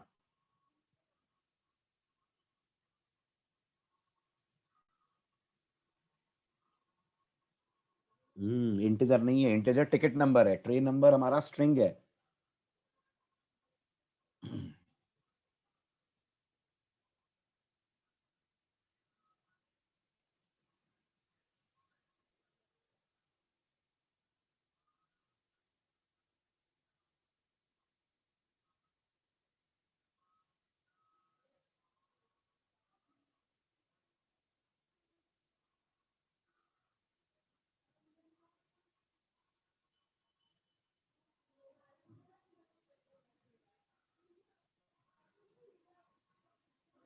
फाइल खुली रह रही है, सब कुछ सही कर रहे हैं आप लोग, बस एक गड़बड़ हो रही है, फाइल खुली रह रही है। हर पे फिर उस हिसाब से आपको जंप्स देने पड़ेंगे, वो ज्यादा ट्रबलसम होगा ना। उतनी मैक्स लगानी पड़ेगी आपको फिर, ताकि पॉइंटर एक ट्रेन नंबर से दूसरे ट्रेन नंबर का जंप ले। और फिर ट्रेन नंबर जितना ही डेटा पड़े कर सकते हैं। फिर आपको एफ रीड को बोलना पड़ेगा उतना ही डेटा पड़े जितना ट्रेन नंबर में का है। 4 कैरेक्टर पड़े एक बार में बस, या 3 कैरेक्टर पड़े, जितने का भी ट्रेन नंबर। हमें पता नहीं है ट्रेन नंबर एग्जैक्टली कितने डिजिट्स का है। कोई ट्रेन नंबर 4 का हो सकता है, कोई 3 का हो सकता है। करेक्ट।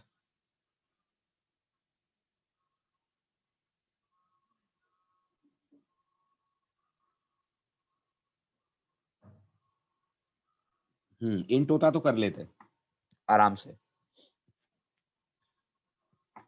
रिटर्न 0 के बाद एफ क्लोज के लिए रुकेगा क्या फंक्शन? आकृति, रिटर्न के बाद कुछ चलता है क्या? एफ क्लोज रिटर्न के पहले आना चाहिए ना, रिटर्न के बाद क्यों आएगा एफ क्लोज?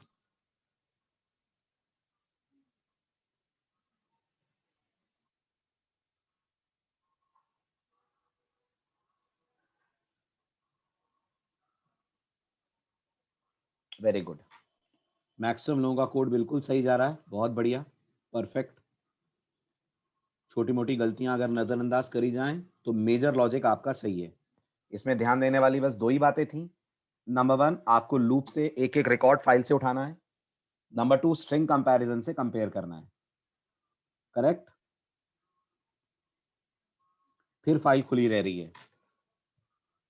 किसका कोड है ये लास्ट जिन्होंने भेजा है? विकास। फाइल खुली रह रही है विकास। अगर ट्रेन नंबर मैच कर गया तो आप रिटर्न 1 कर दोगे, फंक्शन बंद हो जाएगा, फाइल मेमोरी में ओपन रह जाएगी। That can cause problems.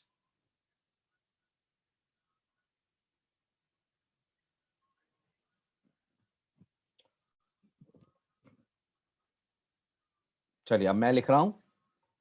Logic मेरे ख्याल से सबको समझ में आ गया है। ठीक है, जिनको नहीं आया है, जिनसे नहीं बन रहा है, मैं बना रहा हूं, आप ध्यान से देखो, डाउट होगा तो पूछना। रिटर्न टाइप होगी इंट। नाम हमारे फंक्शन का है check underscore train underscore number. और आर्गुमेंट में क्या ले रहा है? जल्दी जल्दी बोलिए, आर्गुमेंट में क्या ले रहा है? आर्गुमेंट में ये फंक्शन क्या ले रहा है? किस टाइप का है train number? Integer, character, float, double, long double, structure? किस टाइप का है? कैरेक्टर पॉइंटर है, क्योंकि हमारा ट्रेन नंबर कैरेक्टर के एरे में स्टोर्ड है। और अगर वो कैरेक्टर के एरे में स्टोर्ड है, ऑब्वियस ही बात है उसको रिसीव कैरेक्टर पॉइंटर करेगा। यस और नो? करेगा। ठीक है, अब हम इसी फाइल को ओपन करें। राइट, तो ये वाला स्टेटमेंट आएगा ही आएगा। फाइल आपने ओपन कर ली, आरबी में ही ओपन होगी फाइल। यस, कुछ लिखना थोड़ी है, सर्चिंग करनी है ना।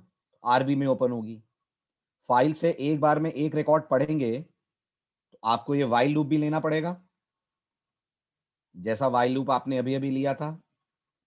ठीक है, अब मुझे बताइए, जब ये वाइल लूप पहली बार चलेगा तो टीआर में पहला ट्रेन का रिकॉर्ड आ जाएगा? टीआर में फर्स्ट ट्रेन का रिकॉर्ड आ जाएगा, मतलब कि ये पूरा आ जाएगा ना, 123 भोपाल ग्वालियर 2100 1500, ये आ जाएगा आपके इस वेरिएबल टीआर के अंदर। अब आपको चेक करना है यूजर ने जो ट्रेन नंबर दिया है क्या वो इस रिकॉर्ड के ट्रेन नंबर से मैच कर रहा है। याद करिए, मैच करना है आपको दो स्ट्रिंग्स को। कौन मैच करता है दो स्ट्रिंग्स को? दो स्ट्रिंग्स को सी लैंग्वेज में कौन मैच करता है? String comparison. तो एक हेडर फाइल बढ़ेगी। यस, एक हेडर फाइल बढ़ेगी। कौन सी? String dot H. ठीक। अब यहां आप कॉल करेंगे strcmp। कितने आर्गुमेंट लेता है strcmp? दो आर्गुमेंट्स लेता है। ठीक है, वो दो आर्गुमेंट दो स्ट्रिंग्स हैं जिन्हें कंपेयर होना है। तो हमें किसको किससे कंपेयर करना है? तो हमें टीआर के अंदर जो ट्रेन नंबर है जिसका नाम है ट्रेन अंडरस्कोर एनओ, उसे कंपेयर करना है पैरामीटर में आने वाले ट्रेन नंबर से। राइट। ठीक, कैसे पता चलेगा कंपैरिजन मैच हो गया? तो याद होना चाहिए, स्ट्रिंग कंपैरिजन 0 रिटर्न करता है अगर दोनों स्ट्रिंग्स एग्जैक्टली मैच कर जाएं।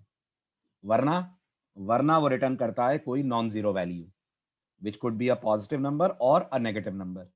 अगर ये इफ कंडीशन मैच कर गई, इसका मतलब ट्रेन नंबर फाइल के अंदर मौजूद ट्रेन नंबर से मैच कर रहा है। अगर कर रहा है तो हमारा काम खत्म। ठीक है, ट्रेन नंबर्स यूनिक है, ऑफ कोर्स यूनिक है। दो ट्रेन सेम ट्रेन नंबर की तो होंगी नहीं, तो हम यहां से रिटर्न 1 कर सकते हैं। बस गड़बड़ ये हो रही है रिटर्न 1 करने में कि अगर रिटर्न 1 हुआ तो काम तो आपका हो जाएगा, लेकिन ये फाइल मेमोरी में ओपन रह जाएगी। तो क्या करें? तो अब जावा या पाइथन तो है नहीं, होती तो क्या करते हैं? एवरीवन प्लीज रेस्पॉन्ड जिन्हें जावा पाइथन आती है।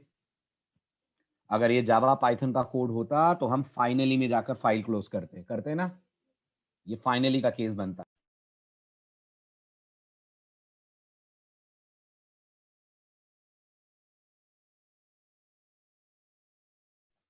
है ना। जावा पाइथन अगर आपने करी हो तो फाइल हैंडलिंग वैसे भी ट्राई के अंदर होती है।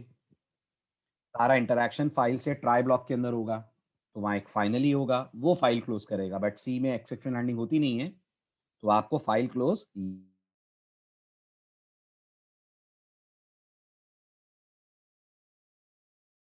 पर आए, करली ब्रेस के नीचे यहाँ पर जहाँ कर्सर ब्लिंक कर रहा है। तो किस कारण से आएंगे? एक ही कारण से आएंगे। क्या होगा वो एक ही कारण? वो एक ही कारण होगा जब कोई ट्रेन नंबर यूजर के दिए हुए ट्रेन नंबर से मैच नहीं करा। राइट, तो क्या करें बाहर आकर? तो बाहर आकर सबसे पहले फाइल क्लोज कर दें। Okay, F close followed by F P, और यहां लिख दें रिटर्न 0। ये हमारा ट्रेन नंबर चेक करने का फंक्शन। नहीं आ रहा हो तो बताइए, आ रहा हो तो भी बताइए, नहीं आ रहा है तो बता दीजिए, मैं एक्सप्लेन कर देता हूं। सारी वर्किंग क्लियर है? परफेक्ट। और इतना तो आना ही चाहिए। ये तो छोटे छोटे काम है, इनमें डाउट नहीं होने चाहिए, फिर भी है तो पूछें, हेजिटेट मत करिएगा। सब आ रहा है? ठीक है, अब बड़े फंक्शन के लिए तैयार। अब आपका असाइनमेंट ये बड़ा वाला फंक्शन है। ठीक है, मैंने आपको इसके सारा हिंट दे दिया है, इसे कैसे काम करना है। मैं ग्रुप में इसके स्क्रीनशॉट शेयर करूंगा, आपसे जितना बन पड़े आप इसको बना के लाइएगा।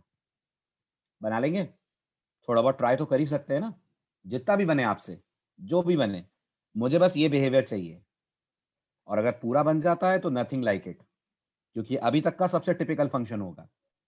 इसमें आपको वैलिडेशन भी लगाना है, इसमें रो कॉलम के कोऑर्डिनेट्स का ध्यान भी रखना है, जीरो इनपुट भी बीच में आ सकता है, उसके भी आपको ख्याल रखना है।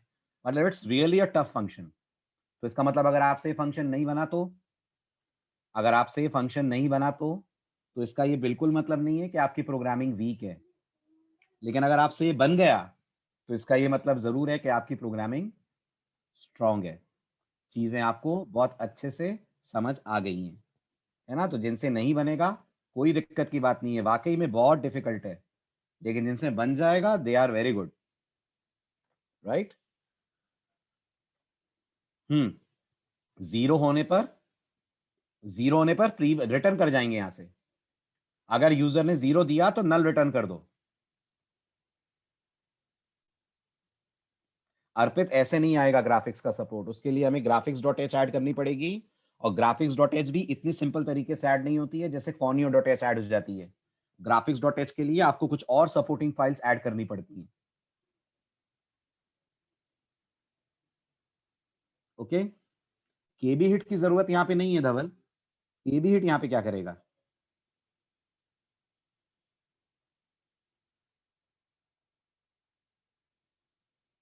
बिल्कुल लास्ट लाइन में प्रिंट करने के लिए गो टू एक्सवाई करेंगे, बिल्कुल करेंगे। गो टू एक्सवाई तो यहाँ लाएगा। अब इसमें एक दूसरा चैलेंज ये भी है कि अगर यूजर ने कुछ गलत इनपुट दिया तो आप एरर मैसेज देने के बाद पूरी स्क्रीन इरेज करोगे या जो गलत इनपुट था बस वो इरेज करोगे? ये एक और चैलेंज है। समझ आ रहा है ना? तो छोटी छोटी बहुत सारे लॉजिकल बातें हैं इस कोड में। आपके पास आराम से 4 दिन का समय है। हम अब मिलेंगे थर्सडे, तो 4 दिन तक आप आराम से सोच सकते हैं इस फंक्शन के बारे में। जितना भी आप सोचें, जितना भी आप करें। अनम्यूट करूं अर्पित? ओके, जी अर्पित बोलिए।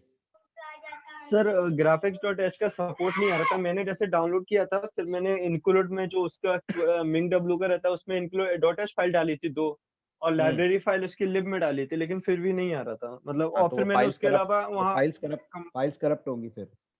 नहीं सर, उसमें बस ये बोल रहा था कि आप है ना डॉट सीपीपी एक्सटेंशन रखिए अपनी फाइल का तो कर देगा, हाँ उसके बाद चल रहा हाँ। था, लेकिन उस सी में हम्म। नहीं चल रहा था डॉट सी रख के। हाँ, सी में नहीं चलेगा ना, क्योंकि इंटरनल जो लाइब्रेरीज है वो सीपीपी में कोडेड है,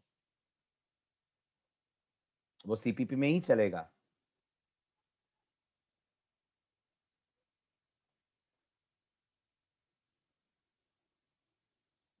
चलिए ठीक है, तो ये आपको करना है। आज का टास्क हुआ आपसे जितना भी गेट पैसेंजर डिटेल बन पाए। ठीक है, इसलिए आ रहा है सौरभ क्योंकि आपने कोई फंक्शन डिक्लेयर नहीं करा है या हेडर फाइल इंक्लूड करना भूल गए हो। जब हम फंक्शन डिक्लेयर नहीं करते हैं या हेडर फाइल इंक्लूड नहीं करते हैं और फंक्शन कॉल करते हैं तो इम्प्लिसिट डिक्लेरेशन की वार्निंग आती है। हाँ, मैं वर्ड फाइल पोस्ट कर दूंगा, ये वाली जितना आज हुआ है वो, और स्क्रीनशॉट्स के साथ ये। ठीक है, और एक बात और, एक बात और, यहाँ जितनी स्ट्रिंग्स लेनी है किससे लेंगे इनपुट? गेटेस से कि एफ गेटेस से? इस इनपुट में जितनी स्ट्रिंग्स आएंगी सब एफ गेटेस से लेनी है। और याद है ना आपको, एफ गेटेस लास्ट में एक न्यू लाइन डालता है, याद है? उसे हटाकर उसकी जगह नल कैरेक्टर डालना है। ठीक है, तो ये सारे काम याद से अटेम्प्ट करके लाइएगा, जितने भी आपसे हों। ठीक, चलिए बाय बाय, टेक केयर।